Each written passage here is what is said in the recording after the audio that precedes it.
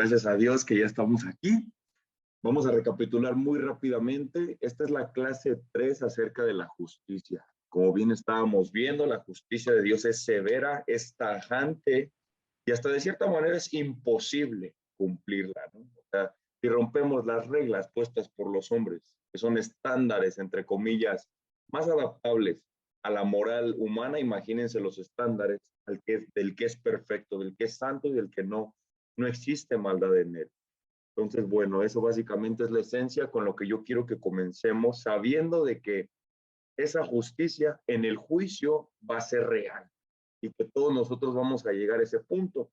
Y pues bueno, algo que en las clases pasadas definiendo justicia, definiendo cómo aplica la justicia, ahora básicamente vamos a centrar esta clase en esto. ¿Cómo puedo yo o cómo puedes tú o cómo puede cualquier ser humano alcanzar esos estándares de justicia que prácticamente son imposibles para nosotros? ¿O cómo puedo ser justificado o cómo puedo ser justo? ¿Ok? La Biblia habla básicamente de dos maneras nada más, no hay más. Y vamos a verlas, estas dos maneras en las cuales yo puedo alcanzar esa justicia de Dios. La primera, la primera manera en la cual nosotros podemos alcanzar la justicia es mediante las obras. Esa es la primera manera en que la Biblia establece que tú puedes llegar al cielo, ¿ok? Y resumiendo esa palabra es no pecar ni una sola vez en tu vida. O sea, en pocas palabras, vivir como Cristo vivió. Nunca haber pecado de palabra, de pensamiento, de nada. O sea, perfecto, perfecto. ¿Ok? Esa es la primera manera. Y vamos a ver las evidencias bíblicas que nos dan orientación a que esto es una realidad. ¿Ok? Y la primera evidencia la vamos a ver en Deuteronomio 6,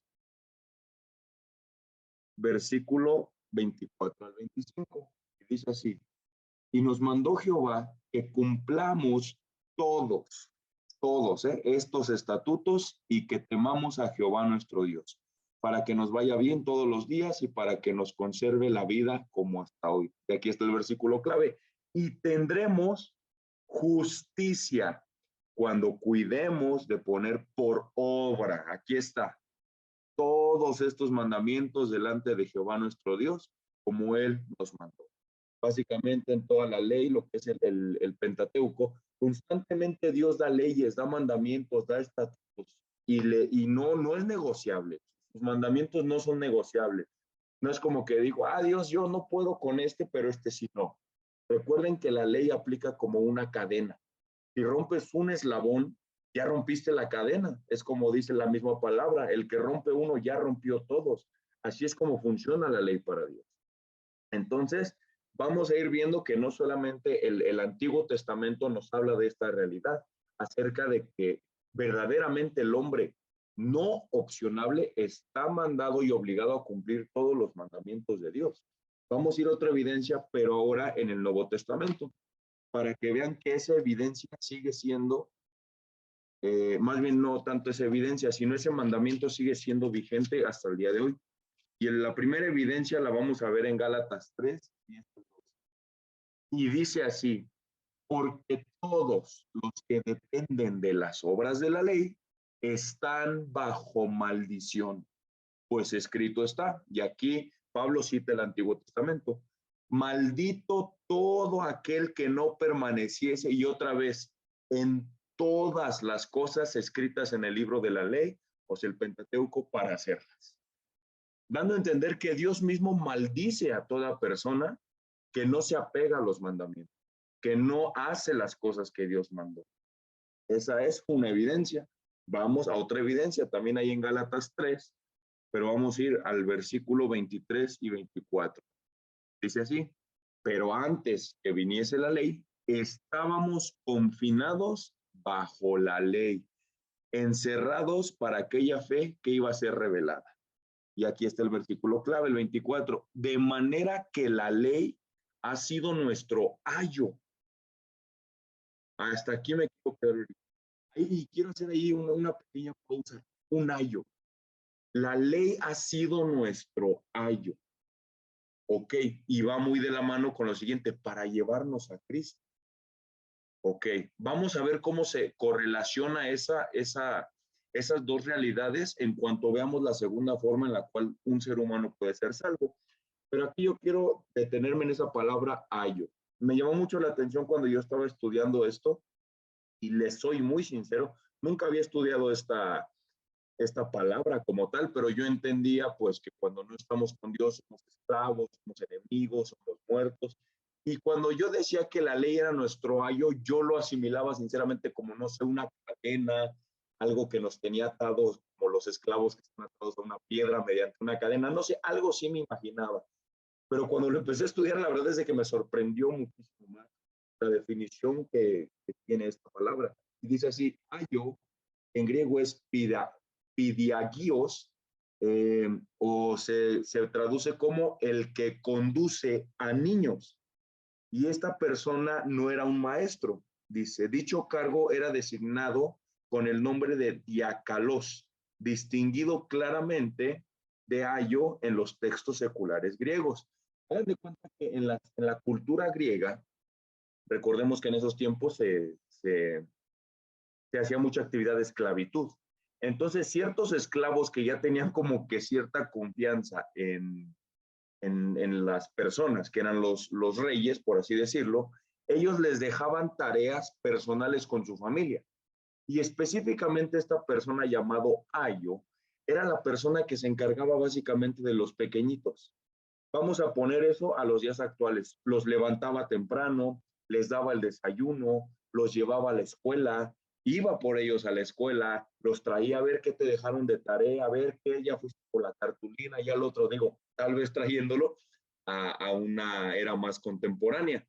Pero es interesante, ¿sabes? Porque aquí entonces nos da a entender algo, que nosotros realmente cuando no conocemos la ley de Dios, actuamos como niños, pensamos que no pasa nada, pero ay, Dios es bien light, Dios me va a perdonar, no pasa nada. Y esa ley, ese mismo ayo, en cuanto más la estudias, verdaderamente te das cuenta que te está llevando a ser encarcelado, te está llevando a que tú te des cuenta de tu realidad. Es básicamente lo que hace Pablo en el libro de los Romanos del capítulo 1 al 3. No hace otra cosa Pablo más que una, condenar a todo el mundo, a todos los condena, al que se creía esto, al que se creía lo otro, pero tú a todos. ¿Y qué utiliza? Básicamente esto, la ley. La ley, utiliza la ley para encerrarlos, como si Pablo fuera el papá y les dijera, a ver, niños, entiendan, esto no pueden ser salvos así, esto, lo otro, ¿ok? Y es básicamente esto lo que me sorprendió, que realmente sí.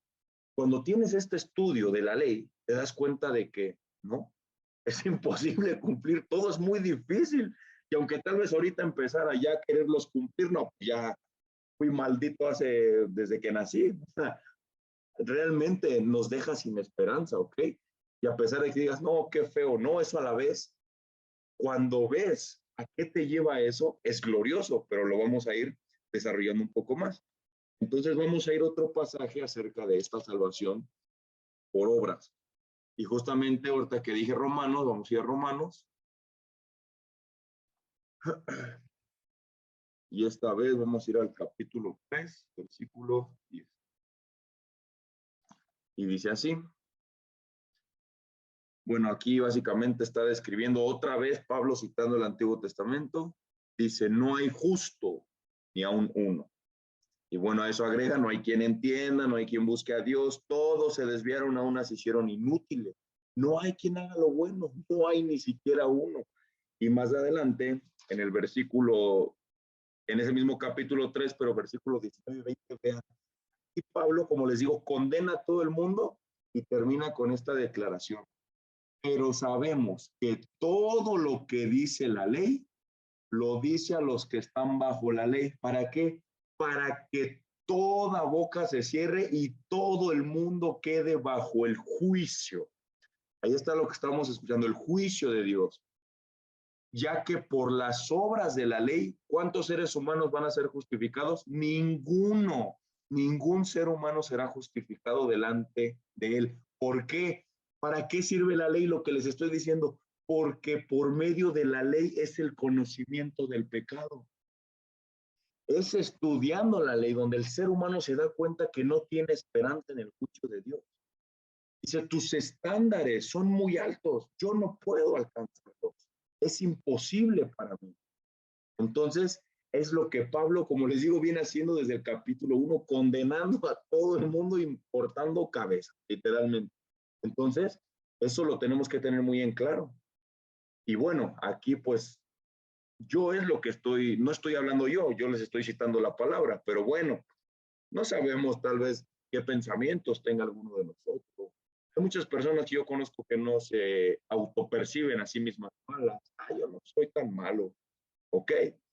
Bueno, puede haber alguien que piense así, pero bueno, entonces, si hay alguno que tal vez refute a lo que digo, o más bien a lo que dice Dios en su palabra, o hay alguno que cree que ha cumplido toda la ley para, pues no sé, ahorita mismo orar a Dios y decirle, Dios, mira a esta persona, que ya nada más ponle unas alas, o no sé, ya llévatelo, porque él ya tiene un pase VIP al cielo. No lo hay. Como lo estudiábamos la clase pasada, todo está en nuestra contra. El diablo nos acusa. La misma ley de Dios nos acusa. Dios mismo nos acusa y encima nosotros mismos nos acusamos porque aceptamos que no somos buenos. Y entonces, ¿sería Dios injusto si nos envía una condenación eterna? No. Todo lo contrario, es lo que un juez justo hace, darle a cada uno lo que le corresponde. Entonces, quiero volver a recalcar eso. Bueno, si hay alguno que piense diferente, ok, siga guardando la ley, dependa de la ley, pero no se lo recomiendo. Mejor aquí yo te voy a dar una segunda opción. Es la segunda opción que la Biblia ofrece para que un ser humano pueda ser salvo y pueda tener acceso y salir, como dijimos en la primera pregunta, ¿cómo puedo alcanzar esos estándares de justicia o cómo puedo ser justificado o ser justo? ¿Ok? Y en los pasajes que hemos leído, noten mucho esas palabras, justicia, justificación, juez, todo lo que tiene que ver con eso. Entonces, vamos aquí. Aquí, por ejemplo, agregué esta imagen de Isaías que dice que aún nuestras mejores justicias, imagínate, son como trapos de inmundicia. Como lo decíamos clases pasadas, el ámbito de que un ser humano haga algo bueno, no sé, hoy le di dinero a un vago, un pobre, fui bondadoso, hice un hospital. Sí, el problema no está en lo que haces o lo que dejas de hacer. El problema eres tú. Tú mismo eres el problema. Tú eres la definición de pecado, no lo que haces o lo que dejas de hacer. Y el ejemplo clásico es un leproso. Supongamos que tenemos a un leproso enfrente de nosotros y decimos, ok, vamos a ayudar al leproso para que no se vea tan mal. Eso agréguenlo a las obras. Y vamos aquí a Mazarik y compramos la tela más fina, la más exquisita que pueda haber. Y envolvemos al leproso en la tela para que se vea bien, para que diga, wow, qué bonito, ya se ve muy bien, ya no se ve corrupto. Pero ¿qué va a pasar? Tarde o temprano, toda su corrupción va a llegar a exponerse a través de la tela y la tela va a llegar a ser tan contaminada como él mismo. Es así como funcionan nuestras obras buenas. No es lo que hagamos o lo que dejamos de hacer. Somos nosotros mismos el problema. ¿Ok? Y eso pues lo dice Dios, no lo digo yo. Entonces aquí es donde viene la parte que sí me emociona más decir, porque eso también es esperanza para mí, no solamente para ustedes, de que yo ya no. Esta es mi esperanza y espero que también sea la de ustedes. La segunda manera es por fe o por gracia. Esa es, como así decirlo, la logística de la justificación, ¿ok? Pero ahora la pregunta, ¿cómo puedo yo llegar a ser? La palabra a través de toda la Biblia, no existe otra manera más que una. Arrepiéntete. Arrepentimiento. Esa palabra la encontramos desde que Dios sacó a Israel de Egipto, cuando ellos desobedecían y decían, Israel, si te arrepintieras, yo me volveré a ustedes. Y cada que Israel se arrepentía, Dios volvía a estar con ellos. Y cuando ellos hacían lo malo, Dios se apartaba. Bueno, en muchas ocasiones actúa de diferente manera, pero ya desde ahí la esencia misma de la salvación, ya Dios nos la estaba anunciando. Y bueno, ahora vamos a ver en el Nuevo Testamento, que básicamente es el nuevo pacto que nos corresponde a nosotros, si esto sigue siendo vigente o se contradice el Antiguo y el Nuevo Testamento. Vamos a verlo. Primer pasaje de arrepentimiento. Bueno, esperen tantito. Vamos primero a Gálatas 3:17. Antes de ir al arrepentimiento, porque esto es clave. ¿Ok? Vean. Gálatas 3:13, perdón.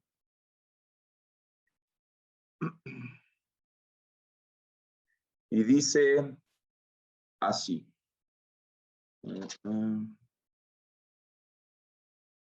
Sí, pero miren, voy a leer desde un poquito antes porque recuerden que esto era el pasado, vean, pero antes que viniese la fe, estábamos confinados bajo la ley, encerrados para aquella fe, aquí está la segunda opción de ser salvos, la fe que iba a ser revelada, de manera que la ley ha sido nuestro ayo. ¿Para qué?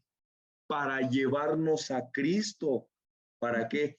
A fin de que fuésemos justificados por la fe. ¿Y qué pasa después de eso? Venida la fe, ya no estamos bajo ayo, pues todos sois hijos de Dios por la fe en Cristo Jesús. ¿Ok? Entonces aquí está. El ayo, la persona que te llevaba, ¿pero a qué te llevó? A confiar en Cristo, a ver a Cristo, a ver su obra, poner tu fe en Cristo, aceptar esa gracia, ese regalo, ¿ok?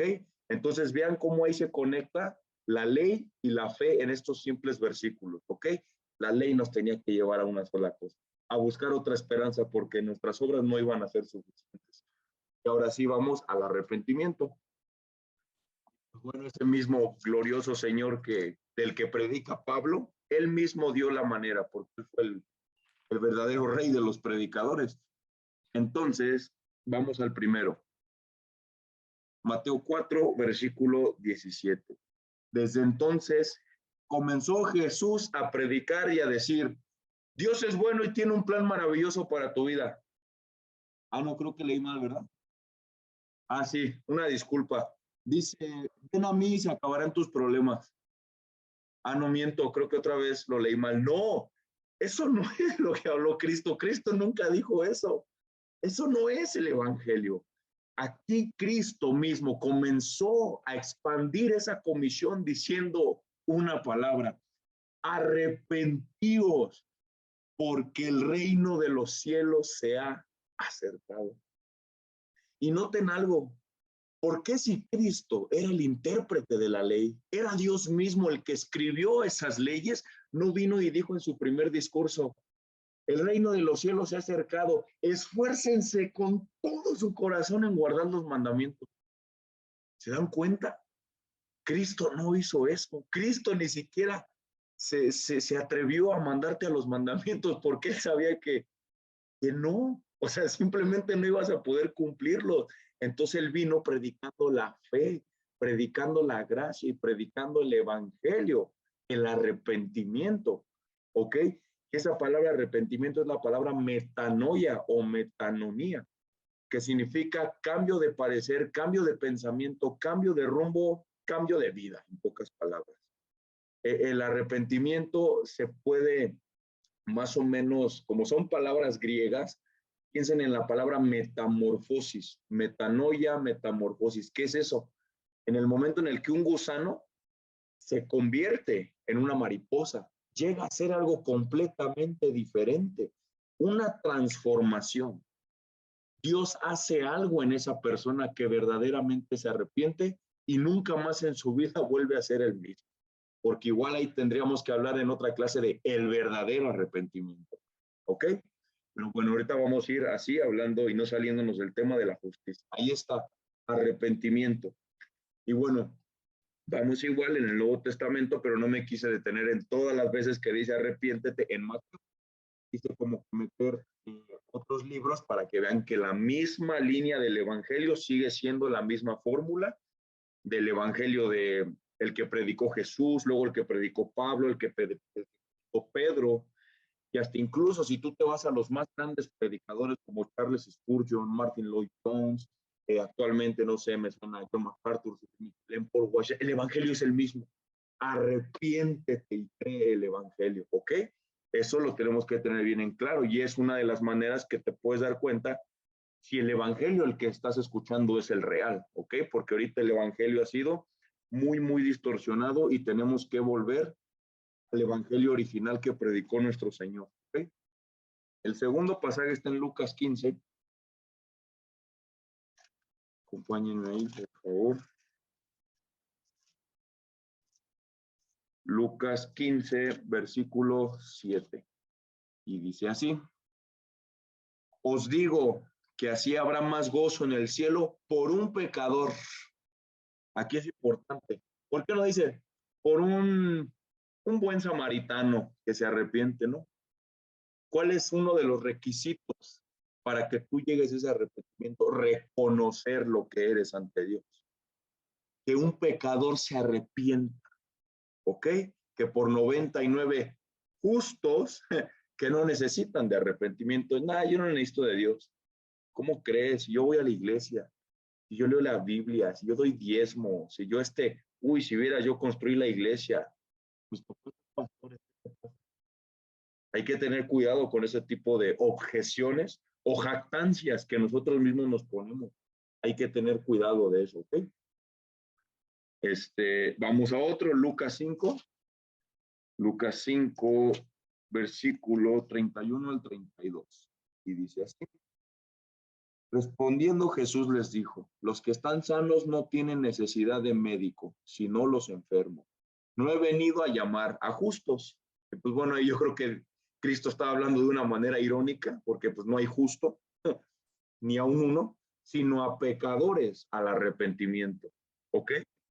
Ahí está. Pecadores, arrepentimiento. ¿Ven lo mismo que digo hace rato? Por un pecador que se arrepiente. ¿Ven cómo Jesús sigue la misma línea, la misma línea? Y vamos al último pasaje donde Jesús habla, Lucas 24. ¿Y por qué puse más pasajes de Jesús? Bueno, pues porque Él es Dios, ¿no? Y qué mejor que hacerle caso a Dios. Entonces, Lucas 24, y vamos a ir al versículo 45. Y dice así, vean, aquí Cristo después de que resucita, se les aparece a sus discípulos, ¿ok? Y vean lo que sucede. Entonces les abrió el entendimiento para que comprendiesen las escrituras y les dijo, así está escrito, y así fue necesario que Cristo padeciese y resucitase de los muertos al tercer día. ¿Y qué? Y que se predicase en su nombre, ¿qué cosa? El arrepentimiento y perdón de pecados en todas las naciones, comenzando desde Jerusalén. ¿Ok? Vamos a los últimos 3 pasajes acerca del arrepentimiento. Y ahora vamos a ir, por ejemplo, a segunda de Pedro.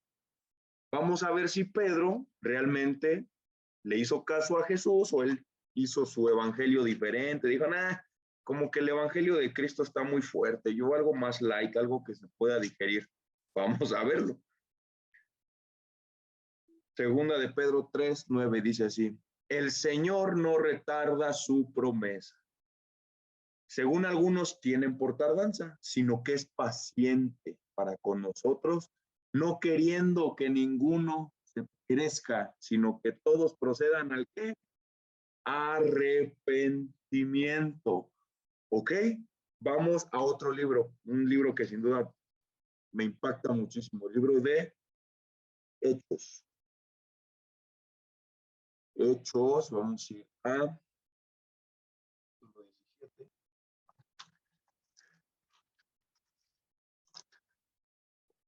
y vamos a ir al versículo 30. Dice así. Pero Dios, habiendo pasado por alto en los tiempos de esta ignorancia, ahora manda ¿Qué les dice? Acuérdense, cumplan la ley. Acuérdense, no matarás, no robarás. Acuérdate, guarda el día. ¿Qué los manda? A todos los hombres en todo lugar que se arrepientan por cuanto ha establecido un día en el que, ¿cuál es el tema? Juzgará al mundo con justicia por aquel varón a quien designó, dando fe a todos por haberle levantado de los muertos, hablando de nuestro Señor Jesucristo. Y el último pasaje de arrepentimiento que vamos a ver hoy está igual en el libro de Hechos, capítulo 2, versículo 38. Aquí no me imagino esa escena. Imagínense, 2:38. El primer discurso de Pedro, imagínate. Pedro, su primera prédica, y Pedro había sido muy bien instruido por Cristo y, claro, colmado de mucha gracia. Pedro les dijo, arrepentíos y bautícese cada uno de vosotros en el nombre de Jesucristo para perdón de los pecados y recibiréis el don del Espíritu Santo. ¿Ok? Y bueno, entonces esa es básicamente la parte de arrepentimiento. Y no por eso descarto de que, entonces ya no hay que cumplir la ley. No, eso recuerden que los vimos en cómo un hombre puede llegar a hacer la voluntad de Dios. Cuando ya es nacido de nuevo, cuando ya recibió al Espíritu y ahora sí él está vivo para Dios. Tiene un corazón vivo para Dios. Y ahora sí él es capaz de cumplir los mandamientos. No perfectamente, pero sí sinceramente. ¿Ok? Entonces vamos a ir a los últimos dos pasajes de los pasajes claves. Esto está en Hechos, referente a cómo nosotros podemos alcanzar esa justicia mediante la segunda. Espero que todos estén pensando, no, si yo me fui por la segunda. En serio, el que quiera irse por la primera tendría que hablar muy seriamente con él, ¿ok? Vamos a ir al 11 al 12.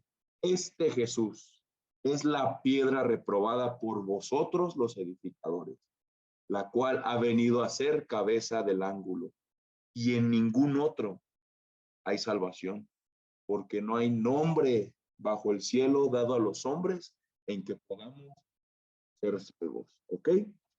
Y sin duda el pasaje que más describe esta conclusión de esta realidad es Romanos 3, versículo 21 al 28. Aquí no saben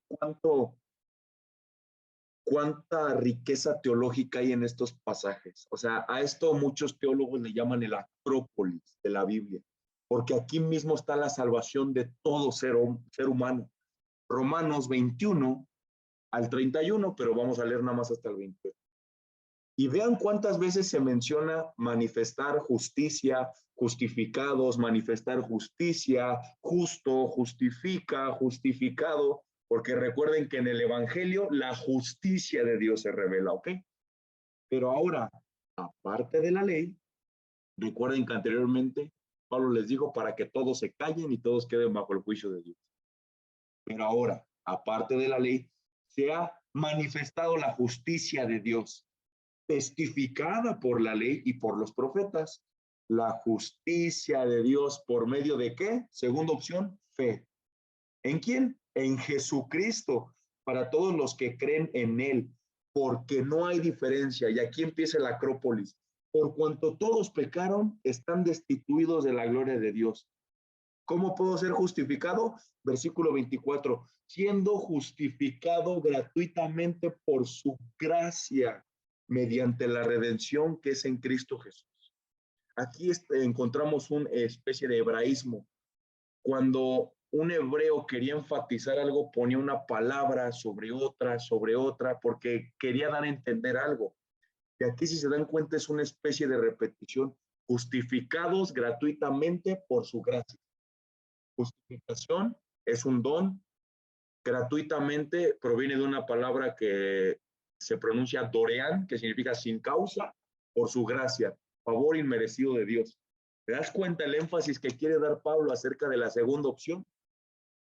Siendo justificados gratuitamente por su gracia mediante la redención que es en Cristo Jesús. Y Cristo vino aquí, ¿por quién mandó a Cristo? Dios.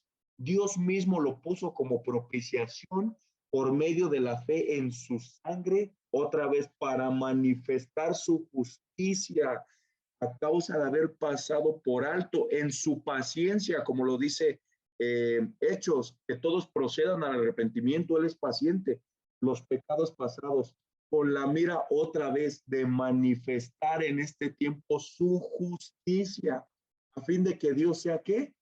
Justo, y el que justifica al que es de la fe en Cristo Jesús. ¿Dónde pues está la jactancia?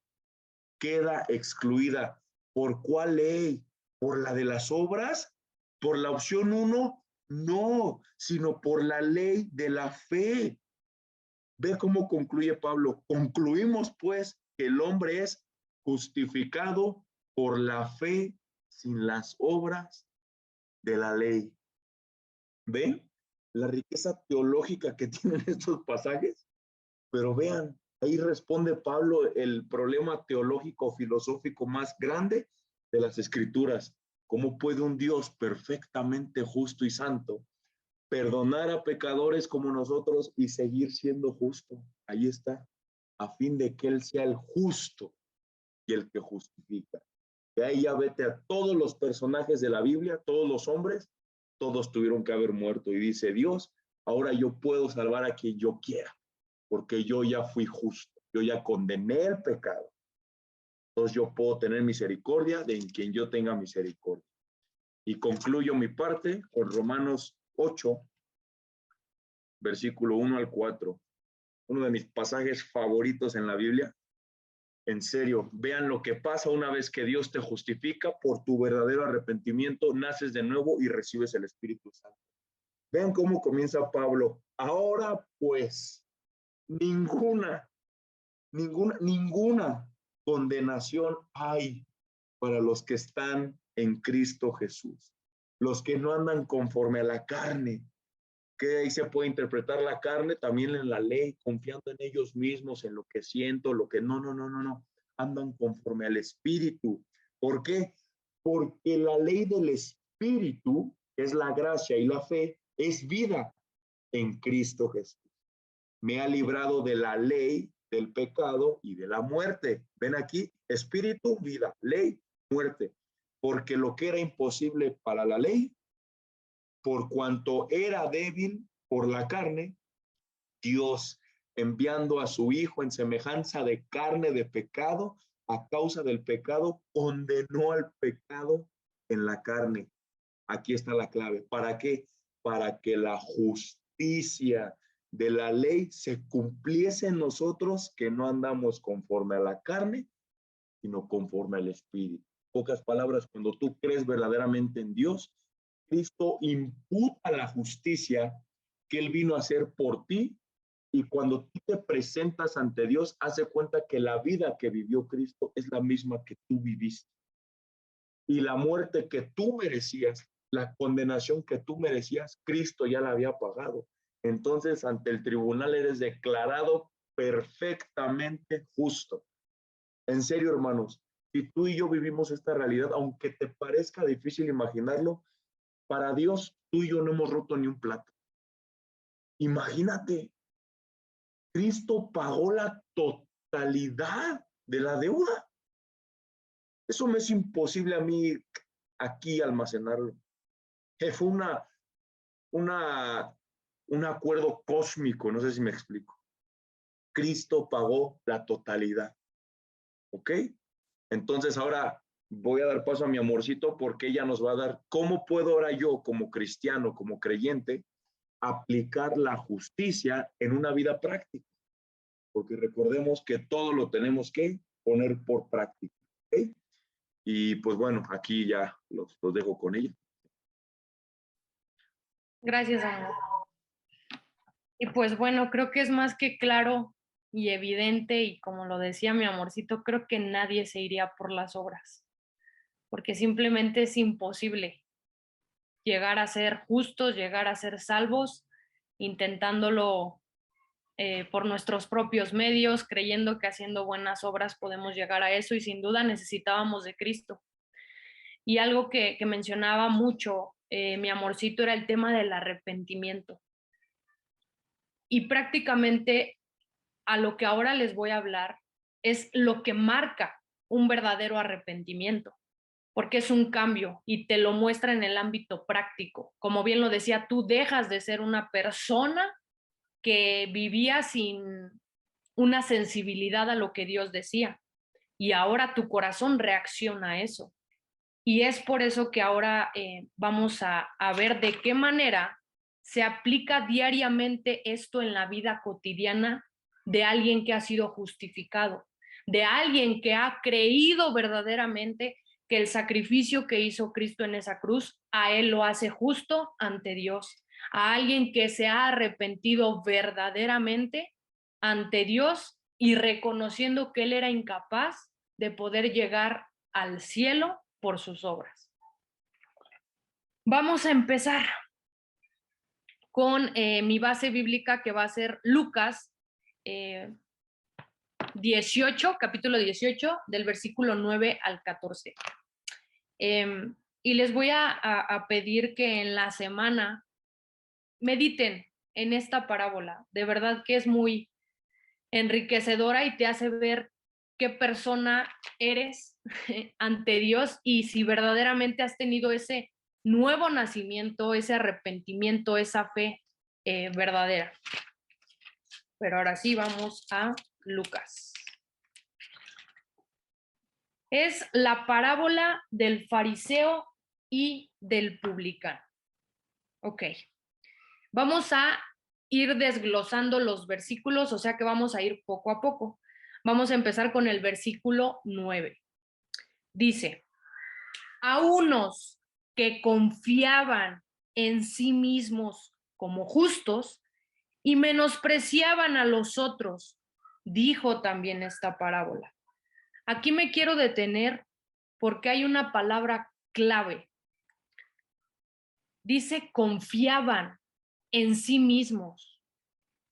Cuando hemos visto que no hay manera que confiemos en nosotros mismos para llegar a ser justos, para llegar a ser justificados. Es imposible que nosotros podamos confiar en nuestras obras y que por ellas vamos a llegar al cielo. ¿Qué hablamos acerca de la justicia que demanda Dios? Lo peor aquí es que habla mismo Jesús de que estaban confiando en ellos mismos para su justicia y para que ellos fueran llamados justos. Vamos al siguiente versículo. 2 hombres subieron al templo a orar. Uno era fariseo y el otro era publicano. Me voy a detener ahora en la palabra orar. A veces muchos creen que el orar es que estás hablando solo, estás pidiendo, estás esto, estás el otro. La verdadera intención de la oración es una plática con el Dios Todopoderoso. Pero a veces nuestra mente finita no entiende que estamos hablando con ese Dios, que el Señor Jesucristo nos dio esa entrada para poder hablar con ese Dios todopoderoso y creador de todo. No creamos, a mí esto lo reconozco y de verdad que me molesta demasiado que a veces despierta uno y dice, Señor, gracias por un día más y esto, pero lo hace como si fuera algo ya de su vida cotidiana, pero no analizando que está hablando con el Dios verdadero, con el Dios justo, con el Dios todopoderoso y lo dejas como algo simple. Dices, ay, ya oré, ya me voy.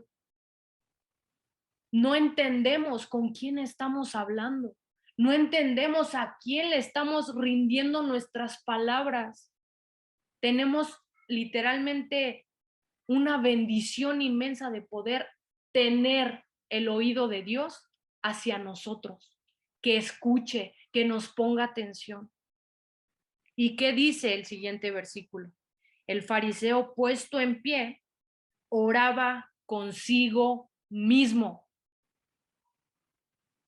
Ni siquiera aquí estaba orando con Dios, como se los digo.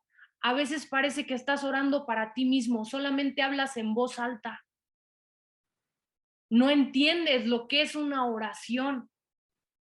Y aquí lo dice claramente, oraba consigo mismo.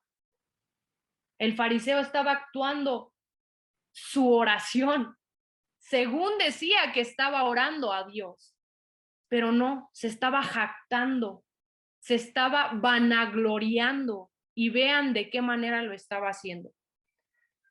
Y la hipocresía con la que muchos actuamos. Empieza diciendo: Dios, te doy gracias, porque no soy como los otros hombres, ladrones, injustos, adúlteros, ni aun como este publicano.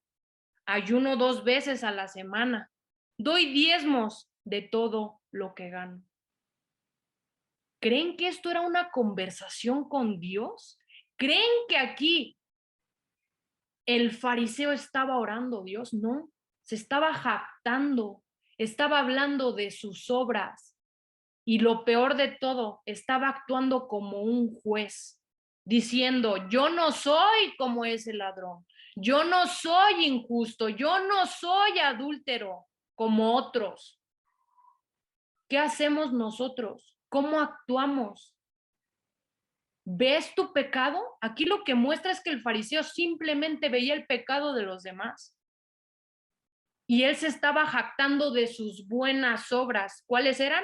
Ayunar 2 veces a la semana, dar diezmos, y el no ser adúltero, el no ser ladrón, el no ser injusto. ¿Pero qué crees? La palabra dice que hasta ser un mentiroso, tener malos pensamientos, de qué manera haces las cosas, con qué intención haces las cosas. Desde ahí Dios mira los corazones, no lo que tú haces, con qué intención haces las cosas. Aquí está hablando de obras, que sabemos que no es la manera en que somos justificados. Y no solo eso, está juzgando a otro.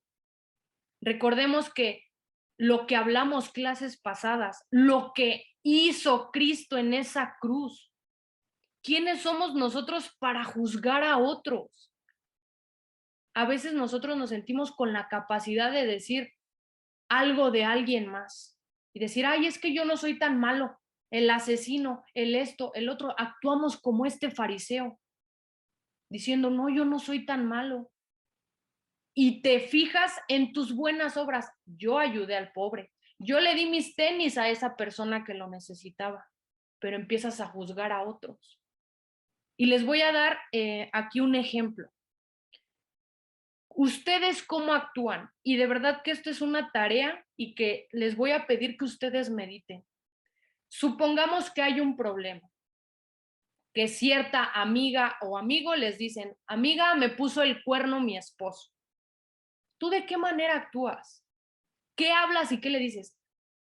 Una puede ser: ¿sabes qué?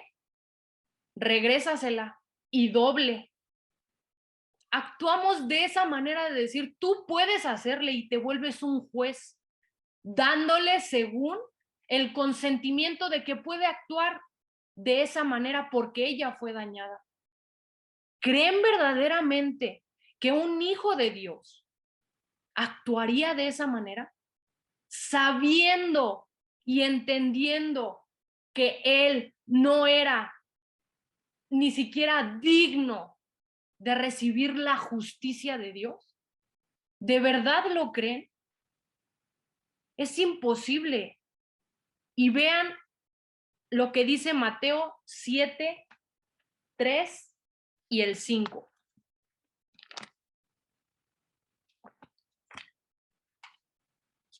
Mateo 7, 3, versículo 3 y versículo 5.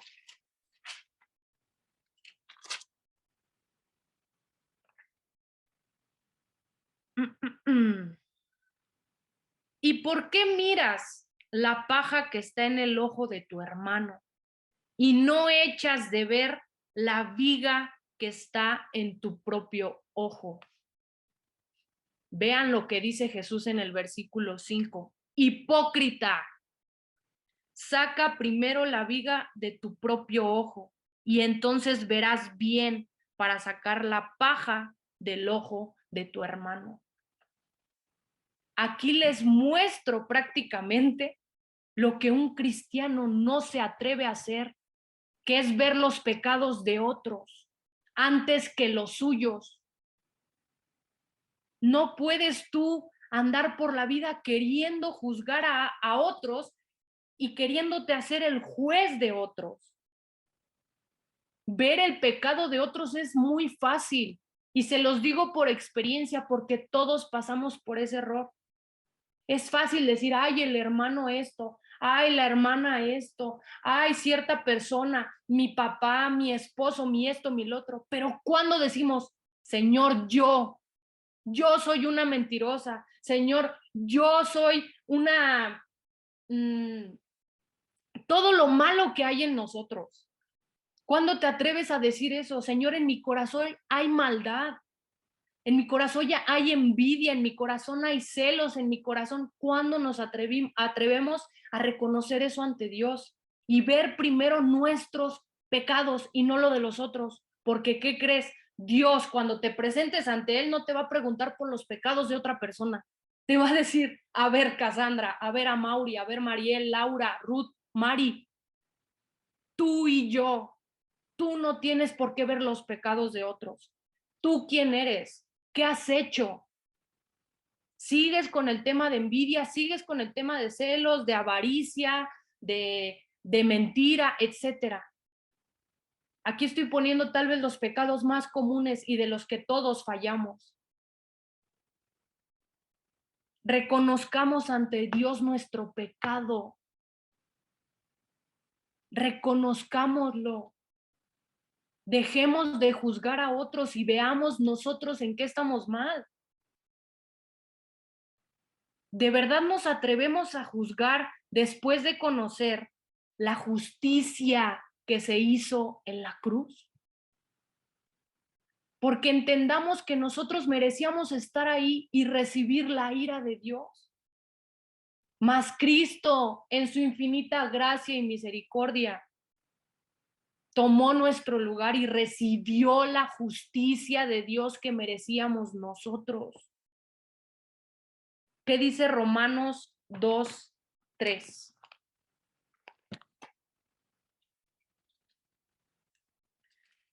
Romanos 2:3. Y piensas esto, hombre, tú que juzgas a los que tal hacen y haces lo mismo, que tú escaparás del juicio de Dios. A veces no entendemos que todos pasaremos por ese juicio y que Dios sabe perfectamente lo que hicimos desde que nacimos hasta que venga Él en su gloria o hasta que Él nos llame. Pero Él sabe todo. ¿Cuándo reconocemos quiénes somos ante Dios? Eso Dios lo atesora. Dejemos de ver el pecado de otros. Y si lo vemos, cuestionémonos si verdaderamente hemos creído. Cuestionémonos si verdaderamente hemos sido justos ante Dios, si el Señor nos ha justificado. Si seguimos haciéndolo es un indicio de que no, porque les voy a platicar prácticamente cómo fue tal vez en mi conversión. Claro, todo es un proceso, pero si es algo en lo que sigues y sigues y sigues, cuestiona, Señor, ¿soy salva? ¿Señor, me ha salvado? Porque cuando Dios te habla una vez y te dice, hija, esto no lo puedes hacer, y te hace entender su sacrificio en esa cruz, te esfuerzas lo más que puedes para seguir sus mandamientos. Y no solamente se trata de fe, sino que se nota tu vida transformada y deseosa de seguir lo que Dios marca. Y no solamente andar así porque sí. Vean lo que dice Dios acerca de un corazón humillado y que reconoce quién es ante Dios, de un corazón que se siente mal de hacer un mal y reconoce su pecado. ¿Qué dice Salmo 51:17? Salmo 51:17. Los sacrificios los sacrificios de Dios son el espíritu quebrantado, al corazón contrito y humillado, no despreciarás tú, oh Dios.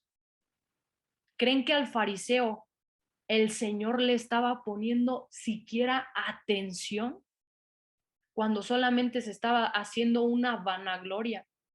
Y no lo dice aquí el texto, pero hasta como eran los fariseos, no dudo que esto lo hiciera en una voz alta para que los demás escucharan. Yo hice, yo esto, yo lo otro, yo. Cuando el cristiano dice, tú Señor, tú Dios, tú Cristo, yo soy incapaz de todo. Ahora vamos a ver cómo actuó el publicano. Regresemos a Lucas 18 y aquí se muestra cómo actúa un hombre o una mujer justificada. Mas el publicano, estando lejos, no quería ni aún alzar los ojos al cielo, sino que se golpeaba el pecho diciendo, Dios se propició a mi pecador. Él no estaba llegando en un ámbito de decir los demás pecadores, como lo hizo el fariseo.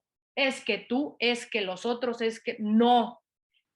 El publicano llegó diciendo, yo soy el pecador. Yo soy el del problema. Reconoció quién era. No se consideraba un pecador entre muchos, sino como el pecador, el que necesitaba de la gracia del Señor. Y reconocía que era indigno. ¿Por qué? Ni siquiera alzaba los ojos al cielo. ¿Ven el nivel de humillación y reconocimiento del publicano ante qué Dios estaba y lo que él era ante él? Y vean cómo termina. Esto es glorioso. Y son palabras de Jesús. Os digo que éste descendió a su casa justificado. El publicano, que no se jactó de nada como lo hizo el fariseo, sino que reconoció quién era ante Dios, descendió a su casa justificado antes que el otro, porque cualquiera que se enaltece será humillado y el que se humilla será enaltecido. El cristiano lo único que puede hacer es mostrar su justicia en Cristo, porque reconocemos que nosotros no podemos ser justos sin la obra de Cristo. Porque como bien lo decía mi amorcito, el problema no está en lo que tú hagas o dejes de hacer, el problema está en que tú eres pecador, en que tú eres el pecador. Y la única manera en que un hombre y una mujer que verdaderamente ha creído es que sabe que su justicia está en Cristo y en esa cruz. No hay manera de verlo de otra forma.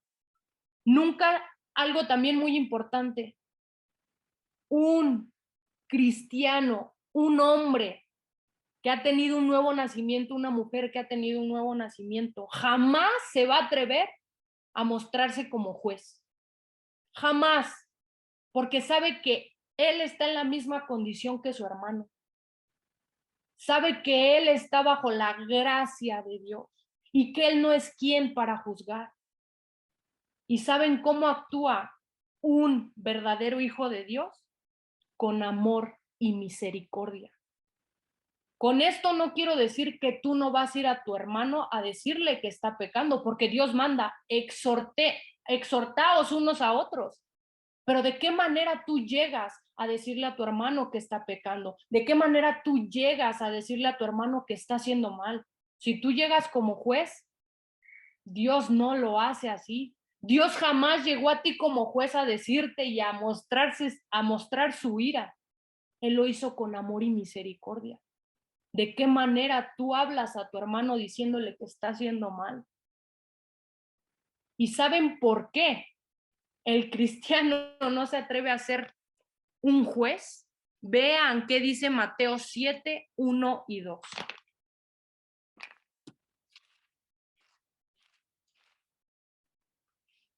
Mateo 7, 1 y 2. No juzguéis, son palabras de Jesús. No juzguéis para que no seáis juzgados, porque con el juicio que tú juzgas, seréis juzgados, y con la medida con que medís, os será medido. Aquí entra el temor del hombre, reconociendo que él no es capaz de mostrarse como juez. Y yo solamente quiero concluir con esto, hermanos y hermanas. ¿Actuamos como jueces ante otros?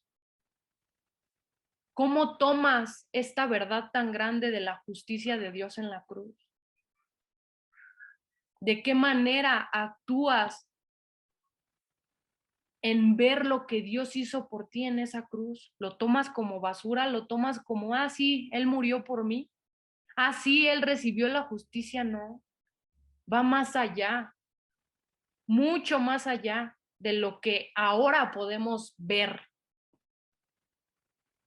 Analicemos nuestros corazones y pidamos a Dios que nos ayude a examinarlos y que nos muestre, aunque duela, porque hermanos, de verdad que cuando Dios te muestra tu corazón, te sientes mal, porque te muestra tu maldad y te hace ver una porquería y que aún así Él decidió salvarte. Y esto duele, pero de verdad que esto glorifica al Señor, porque dejas de depender de ti y confías en lo que Dios puede hacer en tu vida. No hay otra manera de verlo. Aquí doy entrada a mi amorcito para que dé la conclusión de esta clase. Yo creo que uno de los peores errores que puede cometer el hombre es quererse poner en el lugar de Dios. Fue lo que hizo Satanás y pues bueno, ya la historia muchos la conocemos. Entonces, el Señor nos ayude. Y pues bueno, muchas veces algunos cuando escuchaban estas cosas y a veces Jesús atacaba sus pecados, pues claro, ¿a quién le gusta que le digan que eres malo, que eres un pecador?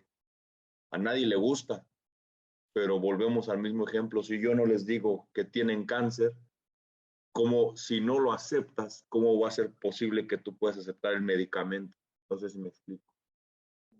Y pues bueno, también hay palabras en las escrituras que nos narran qué Dios le dice a las personas que ya han escuchado y actúan de diferente manera. Algunos decían, dura palabra es esta. Así como que no, esto es mucho para mis oídos. Yo no lo puedo soportar.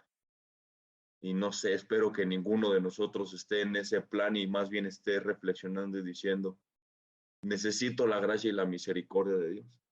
Y voy a comenzar con el primer pasaje. Van a ser 3. El primero es, voy a comenzar desde mi versículo favorito, Juan 3:16, hasta el 18. Y dice así, porque de tal manera amó Dios al mundo, que ha dado a su Hijo unigénito, para que todo aquel que en él cree no se pierda, mas tenga vida eterna. Porque no envió Dios a su Hijo al mundo para condenar al mundo, sino para que el mundo sea salvo por él. Y vean aquí, esto es lo que yo quiero que escuchen. El que en él cree no es condenado, pero el que no cree ya ha sido condenado, porque no ha creído en el nombre del unigénito de Dios. Casi, casi te dice Dios, mira, no tienes que esperar a morirte, tú ya eres una persona condenada si no crees en mí. ¿Ok? Entonces digo, vean el nivel de juicio y de advertencia que Dios nos hace, ¿ok? Y más adelante en el versículo 36, vean lo que vuelve a decir.